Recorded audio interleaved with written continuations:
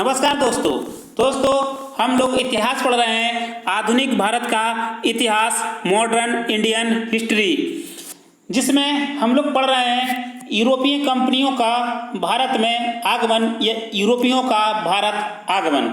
तो यूरोप है कहाँ? ये वाला देखिए मैप में, ये क्षेत्र यूरोप का है, ये एशिया का है और ये अफ्रीका का है। और इधर अगर होता तो नॉर्थ अमेरिका और इधर होता साउथ अमेरिका। है नहीं, कट गया। इधर नीचे है ऑस्ट्रेलिया है। ये साउथ ईस्ट एशिया है। अगर इसमें और डिटेल चलें, Philippines, Indonesia, Malaysia, Thailand, Vietnam, ये इंडिया है, ये चाइना है। ये वाला क्षेत्र ईस्ट का क्षेत्र, पूर्वी क्षेत्र इसको बोलते हैं पूरा। तो याद रखना, यूरोप का जो क्षेत्र है ये वाला, इसको दो पार्ट में डिवाइड करेंगे। पूर्वी यूरोप है, ये पश्चिमी यूरोप है। पश्चिमी यूरोप की कंट्री सारे इंडिया से व्यापार कर रही थी, करना भी चाह रहे थे सभी लोग। तो ये पश्चिमी यूरोप ही क्यों इतना ज़्यादा व्यापार करना चाह रहे थे इंडिया से?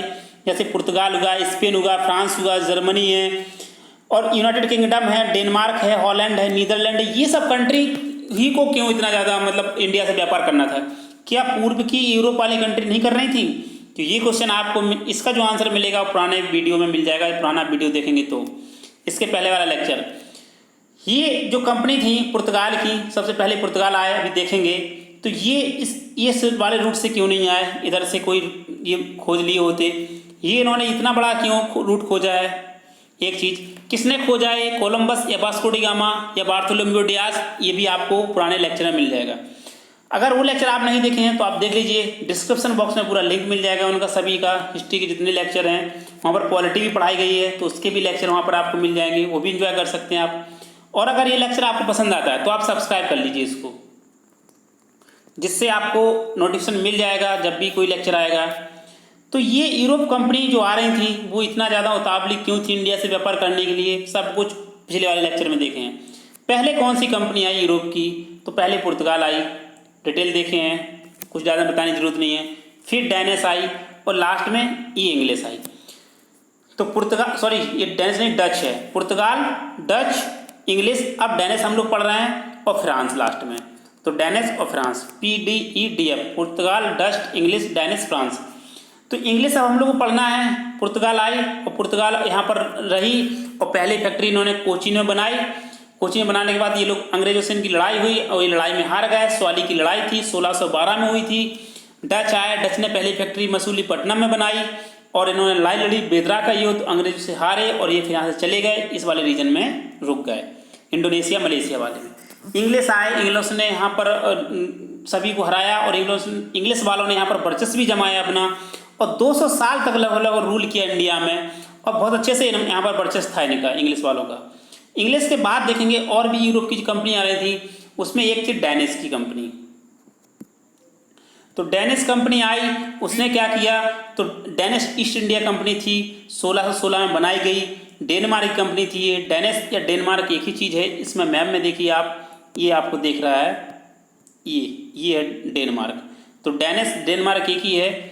तो 1616 में कंपनी बनाई गई और ये कंपनी आई तो थी इंडिया में व्यापार करने के लिए, लेकिन व्यापार तो नहीं कर पाई। ईसाई के धर्म के प्रचार प्रसार में लग गई है। तो ईसाई के धर्म के प्रचार प्रसार इन्होंने खूब किया और सेरमपुर पश्चिम बंगाल में इनका मुख्य केंद्र रहा प्रचार का, और वहीं से ये सारी गतिविधियां करते थे। और इसके बाद 1900 सदी के लास्ट तक आते आते पूरी जितनी प्रॉपर्टी इन्होंने इंडिया में अर्जित की थी, सभी अंग्रेजों के हाथ बेचकर वापस चले गए। ये क्वेश्चन बहुत पूछा जाता है कि कौन सी ऐसी यूरोप कंपनी थी जो ईसाई के धर्म के प्रचार प्रसार में लगी रही और अपनी संपत्ति को अंग्रेजों के हाथ बेच के चली गई? तो वो डेनिश की थी, डेनमार्क की कंपनी थी। ये क्वेश्चन बहुत पूछा जाता है। अब मैं आपसे कुछ बात करना चाहता हूँ। अगर देखिए, आपको रियल में नौकरी चाहिए तो आप इसको नोट्स बनाते रहिए, पेन कॉपी लेके बैठिए, इसके नोट्स बनाइए। और अगर आप प्रॉब्लम हो रही इसमें तो आप डिस्क्रिप्शन बॉक्स में बता दीजिए, तो मैं PDF की भी सोचूंगा तो PDF भी प्रोवाइड आपको करा सकता हूँ। ऐसा इसलिए कि आपको रिवीजन में आसानी होगी। जब आप रिवीजन करेंगे कई बार तो ये फिर अपने आप रट जाएंगी सारी चीज़ें। मैप के साथ करिए, लेकिन आप मैप को रख के ध्यान में, तो आपके लिए ये बहुत फ़ायदा होने वाला है चीज़ें। और पूरा यहाँ पर हिस्ट्री कवर होगी तो आप पूरा देख सकते हैं सीरियस से। पूरा एक तरफ से ये मॉडर्न चल रहा है, फिर हम मिडिवल करेंगे, फिर एसेंट करेंगे, तो आपको यहाँ पर काफ़ी फायदा हो जाएगा। क्वेश्चन भी डालते रहेंगे समय समय पे, वो भी जल्दी से आ जाएगा आपका। अगर ये लेक्चर देखिए पसंद आता है तो आप लाइक ज़रूर कर दीजिए और सब्सक्राइब कर लीजिए, और नहीं आता है तो आप डिसलाइक भी कर सकते हैं। डिसलाइक करके कमेंट बॉक्स में बता सकते हैं क्यों नहीं आया, कोई सजेशन इम्प्रूवमेंट है तो वो भी दे सकते हैं। जय हिंद, जय भारत।